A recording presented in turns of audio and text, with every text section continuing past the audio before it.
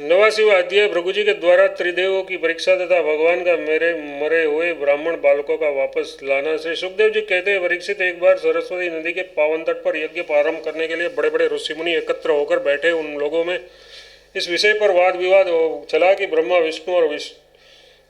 शिव और विष्णु में सबसे बड़ा कौन है। परीक्षित, उन लोगों ने ये बात जानने के लिए ब्रह्मा विष्णु और शिव की परीक्षा लेने के उद्देश्य से ब्रह्मा के पुत्र भृगु जी को उसके पास भेजा। महर्षि भृगु सबसे पहले ब्रह्मा जी की सभा में गए। उन्होंने ब्रह्मा जी से धैर्य आदि की परीक्षा करने के लिए न उन्हें नमस्कार किया और न उनकी स्तुति की। उस पर ऐसा मालूम हुआ कि ब्रह्मा जी अपने तेज से दहक रहे हैं। उन्हें क्रोध आ गया, परंतु जब समर्थ ब्रह्मा जी ने देखा कि ये तो मेरा पुत्र ही है, तब उनके मन में उठे हुए क्रोध को भीतर ही भीतर विवेक बुद्धि से दबा दिया। ठीक वैसे ही जैसे कोई अरणि मंथन से उत्पन्न अग्नि को जल से बुझा दे।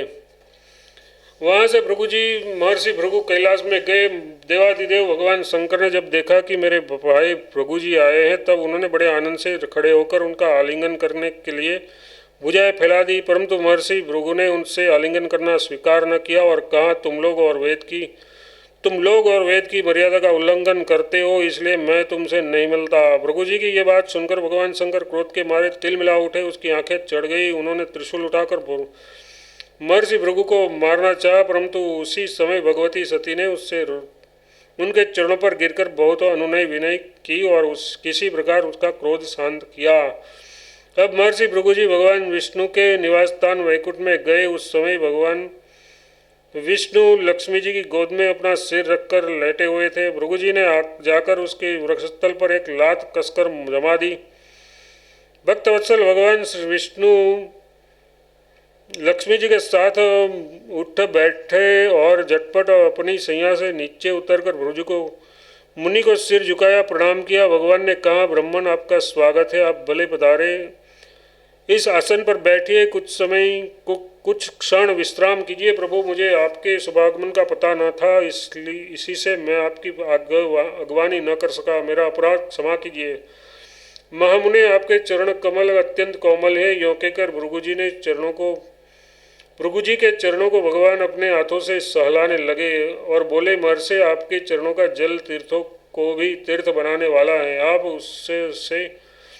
उससे वैकुंठ लोग, मुझे और मेरे अंदर रहने वाले लोकपालों को पवित्र कीजिए। भगवान, आपके चरण कमलों के स्पर्श से मेरे सारे पाप धुल गए। आज मैं लक्ष्मी का एकमात्र आश्रय हो गया।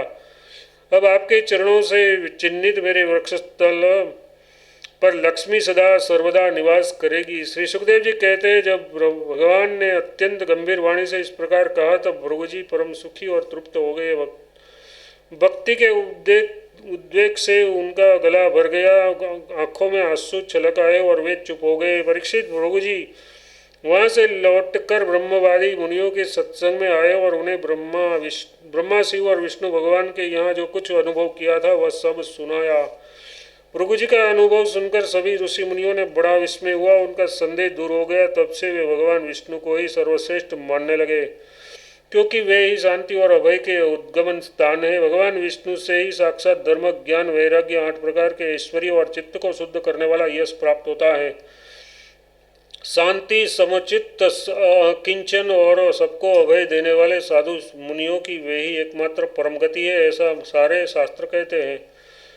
उनकी प्रिय मूर्ति है सत्य और इष्टदेव है ब्राह्मण। निष्काम, शांत और निपुण बुद्धि मतलब विवेक संपन्न पुरुष उनका भजन करते हैं। भगवान की गुणमय माया से राक्षस, असुर और देवता उनकी ये 3 मूर्तियां बना दी हैं। इनमें सत्व में देव मूर्ति ही उनका प्राप्ति का साधन है। वे स्वयं ही समस्त पुरुषार्थ स्वरूप हैं। श्री सुखदेव जी कहते हैं, परीक्षित, सरस्वती तट के ऋषियों ने अपने लिए नहीं, मनुष्यों का संशय मिटाने के लिए ही ऐसी युक्ति रची थी। पुरुषोत्तम भगवान के चरण कमलों की सेवा करके उन्होंने उनका परमपद प्राप्त किया। सुत जी कहते हैं, सौनकादि ऋषियों भगवान पुरुषोत्तम की ये कमनीय कीर्ति तथा जन्म मृत्यु रूपी संसार के भय को मिटाने वाली है। ये व्यास नंदन भगवान श्री सुखदेव जी के मुखारविंद से निकली हुई सुरभिमय मधुरमय सुधा धारा है। इस संसार के लंबे पथ का जो बट्टो ही अपने कानों के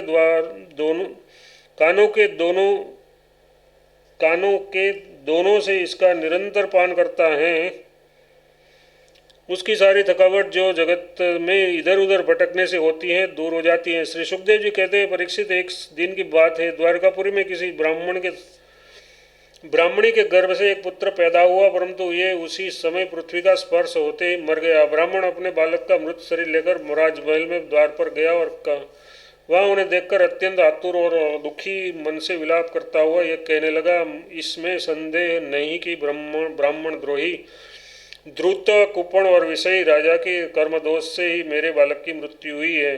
जो राजा हिंसा परायण दूरशील और अजितेंद्रिय होता है उसे राजा मानकर सेवा करने वाली प्रजा दरिद्र होकर दुख पर दुख भोगती रहती है और उसके साथ में संकट पर संकट आते रहते हैं। परीक्षित, इसी प्रकार अपने दूसरे और तीसरे बालकों के भी पैदा होते ही मर जाने पर वह ब्राह्मण लड़की की लाश राजमहल के दरवाजे पर डाल गया और वही बात कह गया। नवे बालक के मरने पर जब वह वहाँ आया तब उस समय भगवान श्री कृष्ण के पास अर्जुन भी बैठे हुए थे। उन्होंने ब्राह्मण की बात सुनकर उससे कहा, ब्राह्मण, आपके निवास स्थान द्वारका में कोई धनुर्धारी क्षत्रिय नहीं है क्या? मालूम होता है कि ये यदुवंशी ब्राह्मण है और प्रजापालक का परित्याग करके किसी यज्ञ में बैठे हुए हैं। जिनके राज्य में धन, स्त्री अथवा पुत्रों से वियुक्त होकर ब्राह्मण दुखी होते हैं वे क्षत्रिय नहीं है। क्षत्रिय के वेश में पेट पालने वाले नट हैं, उनका जीवन व्यर्थ है। भगवान, मैं समझता हूँ कि आप स्त्री पुरुष अपने पुत्रों की मृत्यु से दिन हो रहे हैं। मैं आपकी संतान की रक्षा करूँगा। यदि मैं अपनी प्रतिज्ञा पूरी न कर सका तो आग में कूदकर जल मरूंगा और इस प्रकार मेरे पाप का प्रायश्चित हो जाएगा। ब्राह्मण ने कहा, अर्जुन, यहाँ बलराम जी, भगवान श्री कृष्ण, धनुर्धर शिरोमणि प्रद्युम्न, अद्वितीय योद्धा अनिरुद्ध भी जब मेरे बालकों की रक्षा करने में असमर्थ नहीं है, इस जगदीश्वरों के लिए भी ये काम कठिन हो रहा है, तब तुम इसे कैसे करना चाहते हो? सचमुच ये तुम्हारी मूर्खता है। हम तुम्हारी इस बात पर बिल्कुल विश्वास नहीं करते। अर्जुन ने कहा, ब्राह्मण, मैं बलराम, श्री कृष्ण अथवा प्रद्युम्न नहीं हूँ, मैं हूँ अर्जुन, जिसका गांडीव नामक धनुष्य विश्व विख्यात है। ब्राह्मण देवता, आप मेरे बल पौरुष का तिरस्कार मत कीजिए। आप जानते नहीं, मैं अपने पराक्रम से भगवान शंकर को संतुष्ट कर चुका हूँ। भगवान, मैं आपसे अधिक क्या कहूँ? मैं युद्ध में साक्षात मृत्यु को भी जीतकर आपकी संतान ला दूंगा। परीक्षित, जब अर्जुन ने इस ब्राह्मण को इस प्रकार विश्वास दिलाया तब वह लोगों से उनके बल पौरुष का बखान करता हुआ बड़ी प्रसन्नता से अपने घर लौट गया। प्रसव का समय निकट आने पर ब्राह्मण आतुर होकर अर्जुन के पास आया और कहने लगा, इस बार तुम मेरे बच्चे को मृत्यु से बचा लो। यह सुनकर अर्जुन ने शुद्ध जल से आचमन किया तथा भगवान शंकर को नमस्कार किया। फिर दिव्य अस्त्रों का स्मरण किया और गांडीव धनुष पर डोरी चढ़ाकर उसे हाथ में ले लिया। अर्जुन ने बाणों को अनेक प्रकार के अस्त्र मंत्रों से अभिमंत्रित करके प्रसव गृह को चारों ओर से घेर दिया। इस प्रकार उन्होंने सूतिका गृह के ऊपर नीचे अगल बगल बाणों का एक पिंजड़ा बना दिया। इसके बाद ब्राह्मणी के गर्भ से एक शिशु पैदा हुआ जो बार बार रो रहा था, परंतु देखते ही देखते वह सशरीर आकाश में अंतर्ध्यान हो गया। अब वह ब्राह्मण भगवान श्री कृष्ण के सामने ही अर्जुन की निंदा करने लगा। ये बोला, मेरी मूर्खता तो देखो, मैंने इस नपुंसक की डिंग भरी बातों पर विश्वास कर लिया। भला जिसे प्रद्युम्न, अनिरुद्ध, यहाँ तक कि बलराम और भगवान श्री कृष्ण भी न बचा सके, उसकी रक्षा करने में कौन समर्थ है? मिथ्यावादी अर्जुन को धिक्कार है। अपने मुंह अपनी बड़ाई करने वाले अर्जुन के धनुष को धिक्कार है। इसकी दुर्बुद्धि को तो देखो। ये मूर्खतावश उस बालक को लौटा लाना चाहता है जिसे प्रारब्ध ने हमसे अलग कर दिया है। जब वह ब्राह्मण इस प्रकार भला बुरा कहने लगा तब अर्जुन योगबल से तत्काल सैमनीपुरी में गया। वहाँ भगवान यमराज निवास करते हैं। वहाँ उन्हें ब्राह्मण का बालक नहीं मिला। फिर वे शस्त्र लेकर क्रमशः इंद्र, अग्नि, निरुति, सोम, वायु और वरुण आदि के पुरियों में, अतल आदि नीचे के लोकों में, स्वर्ग में, ऊपर के महरलोक आदि एवं अन्य स्थानों में गए, परंतु कहीं भी उन्हें ब्राह्मण का बालक न मिला। उनकी प्रतिज्ञा पूरी न हो सकी। अब उन्होंने अग्नि में प्रवेश करने का विचार किया, परंतु भगवान श्री कृष्ण ने ऐसा करने से रोकते हुए कहा, भाई, अर्जुन तुम अपने आप अपना तिरस्कार मत करो, मैं तुम्हें ब्राह्मणों के सब बालक अभी दिलाए देता हूँ। आज जो लोग तुम्हारी निंदा कर रहे हैं वे ही फिर हम लोगों की निर्मल कृति की स्थापना करेंगे। सर्वशक्तिमान भगवान श्री कृष्ण इस प्रकार समझा बुझाकर अर्जुन के पास अपने दिव्य रथ पर सवार हुए और पश्चिम दिशा को प्रस्थान किया। उन्होंने सात सात पर्वतों वाले 7 द्वीप 7 समुद्र और लोकालोक पर्वत को लांघकर घोर अंधकार में प्रवेश किया। परीक्षित वह अंधकार इतना घोर था कि इसमें शैव्य, सुग्रीव, मेघपुष्प और बलाहक नाम के 4 घोड़े अपना मार्ग भूलकर इधर उधर भटकने लगे। उन्हें कुछ सूझता ही नहीं था। योगेश्वरों के भी परमेश्वर भगवान श्री कृष्ण ने घोड़ों की ये दशा देखकर अपने सहस्त्र शास्त्र सूर्यों के समान तेजस्वी चक्र को आगे चलने की आज्ञा दी। सुदर्शन चक्र अपने ज्योतिर्मय तेज से स्वयं प्रकाश भगवान के द्वारा उत्पन्न उस घने एवं महान अंधकार को चीरता हुआ मन के समान तीव्र गति से आगे आगे चला। उस समय वह ऐसा जान पड़ता था मानो भगवान राम का बाण धनुष से छूटकर राक्षसों की सेना में प्रवेश कर रहा हो। इस प्रकार सुदर्शन चक्र के द्वारा बताए हुए मार्ग से चलकर रथ अंधकार की अंतिम सीमा पर पहुंचा। उस अंधकार के पार सर्वश्रेष्ठ परावार रहित व्यापक परम ज्योति जगमगा रही थी। उसे देखकर अर्जुन की आंखें चौंधिया गई और उन्होंने विवश होकर अपने नेत्र बंद कर दिए। इसके बाद भगवान के रथ ने दिव्य जलराशि में प्रवेश किया। बड़ी तेज आंधी चलने लगी। चलने के कारण उस जल में बड़ी बड़ी तरंगें उठ रही थी जो बहुत ही भली मालूम होती थी। वहाँ एक बड़ा सुंदर महल था। उसमें मणियों के शस्त्र खंभे चमक चमक कर उसकी शोभा बढ़ा रहे थे और उसके चारों ओर बड़ी उज्जवल ज्योति फैल रही थी। उसी महल में भगवान शेष जी विराजमान थे। उसका शरीर अत्यंत भयानक और अत्यंत अद्भुत था।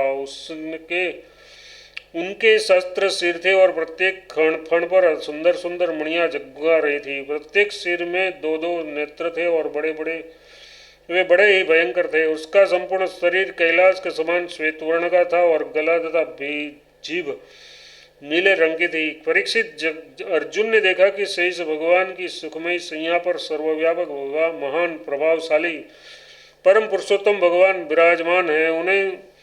उनके इस शरीर की क्रांति वर्षाकालीन मेघों के समान श्यामल है। अत्यंत सुंदर पीला वस्त्र धारण किया हुआ है। मुख पर प्रसन्नता खिल रही है और बड़े बड़े नेत्र बहुत ही सुहावने लगते हैं। बहुमूल्य मणियों से जड़ित मुकुट और कुंडलों की कांति से शास्त्रों घुंघराली चमक रही है।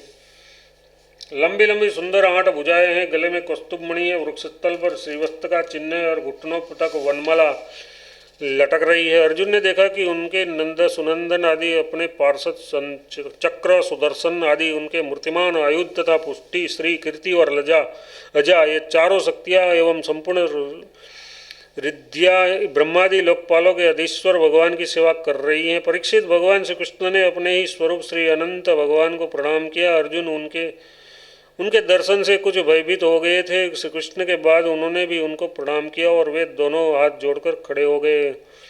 अब ब्रह्मादि लोकपालों के स्वामी भूमा पुरुष ने मुस्कुराते हुए मधुर एवं गंभीर वाणी से कहा, श्री कृष्ण और अर्जुन, मैंने तुम दोनों को देखने के लिए ही ब्राह्मण के बालक अपने पास मंगा लिए थे। तुम दोनों ने धर्म की रक्षा के लिए मेरी कलाओं के साथ पृथ्वी पर अवतार ग्रहण किया है। पृथ्वी के भाररूप दैत्यों का संहार करके शीघ्र से शीघ्र तुम लोग फिर मेरे पास लौट आओ। तुम दोनों ऋषिवर नर और नारायण हो। यद्यपि तुम पूर्णकाम और सर्वश्रेष्ठ हो, फिर भी जगत की स्थिति और लोक संग्रह के लिए धर्म का आचरण करो। जब भगवान भूमा पुरुष ने श्री कृष्ण और अर्जुन को इस प्रकार आदेश दिया, तब उन लोगों ने उसे स्वीकार करके उन्हें नमस्कार किया और बड़े आनंद के साथ ब्राह्मण बालकों को लेकर जिस रास्ते से जिस प्रकार आए थे उसी से वे ही द्वारका में लौट आए। ब्राह्मण के बालक अपनी आयु के अनुसार बड़े बड़े हो गए थे। उनका रूप और आकृति वैसी ही थी जैसी उनके जन्मों के समय थी। उन्हें भगवान श्री कृष्ण और अर्जुन ने उनके पिता को सौंप दिए।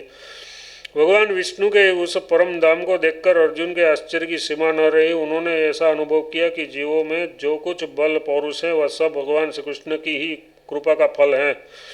परीक्षित, भगवान ने और भी ऐसी अनेकों ऐश्वर्य और वीरता से परिपूर्ण लीलाएं की। लोक दृष्टि में साधारण लोगों के समान सांसारिक विषयों का भोग किया और बड़े बड़े महाराजाओं के समान श्रेष्ठ श्रेष्ठ यज्ञ किए। भगवान श्री कृष्ण ने आदर्श महापुरुषों का सा आचरण करते हुए ब्राह्मण आदि समस्त प्रजा वर्गों से सारे मनोरथ पूर्ण किए। ठीक वैसे ही जैसे इंद्र प्रजा के लिए समय अनुसार वर्षा करते हैं, उन्होंने बहुत से अधर्मी राजाओं को स्वयं मार डाला और बहुतों को अर्जुन आदि के द्वारा मरवा डाला।